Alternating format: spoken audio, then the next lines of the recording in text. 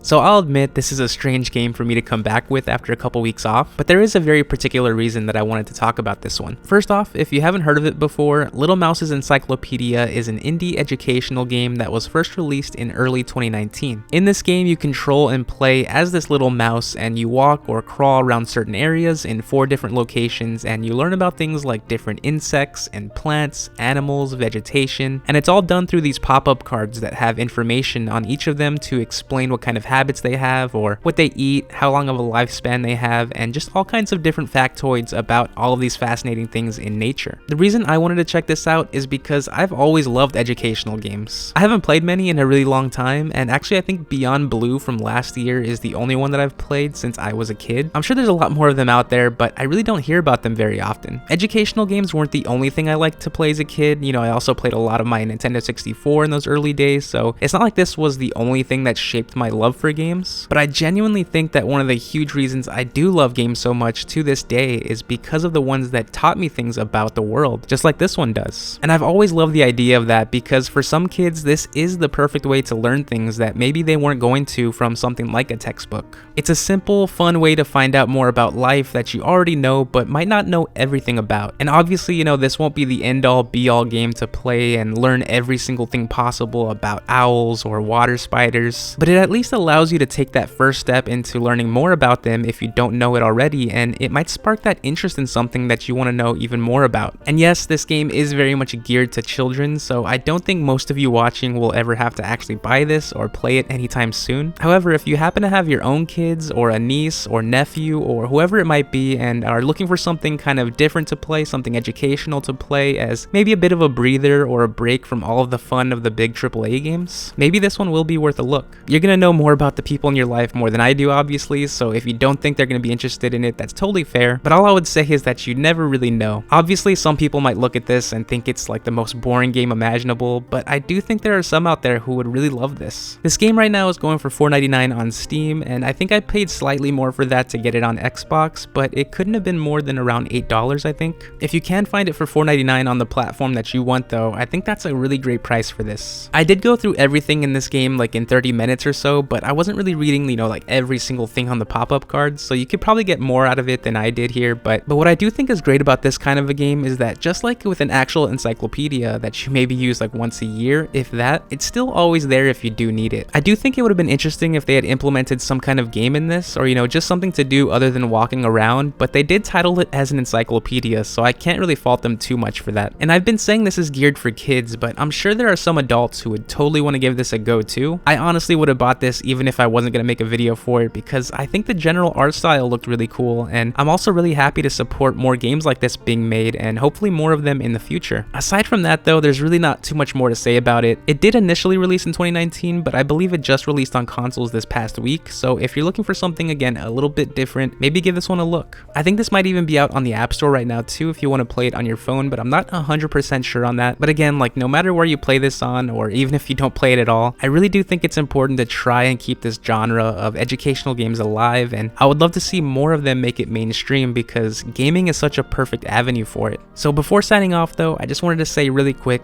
thank you all so much out there. Thank you all so much for the support. We crossed 500 subscribers on the channel, I think this month at the early part of the month, and that was a really cool thing to see. I know it's not a huge number or anything, but it's cool to get to milestones like that, and it's been quite a journey for me to get here, so I definitely don't take any of it for granted. I also didn't intend to take these last couple weeks off, but it just kind of happened, and I also had to get this medical procedure that kind of really took me out of things for like a week and a half, but everything is hopefully good now. I really didn't mind taking that time off though. I think sometimes it can get really easy to be like too obsessed with the numbers and with trying to be consistent on here that, you know, it kind of takes away the focus from the actual important things like your well-being. And I've seen quite a few people actually that I subscribed to over the years, like they've started to take these extended breaks from their channels, from YouTube, and a lot of them recently, and it's all for different reasons of course, but one of the big ones does seem to be with general burnout, and it sucks to see that happen. I've definitely felt the same way at times, and it's a very hard thing to break out of, but I hope that those people are at least doing, you know, what they need need to for their own happiness, and if that means like leaving forever or just for a day or just for a week, you know, whatever it has to be, I think that's obviously completely okay and the right thing to do. There's a lot more I could say on that topic, but that's probably best left for another time. I don't want this video to go on too long. So again, you know, I just wanted to say thank you all so much for the support. It means a lot, and I appreciate every single one of you, probably. I hope you're all doing well out there wherever you are. I hope to see you all in the next one,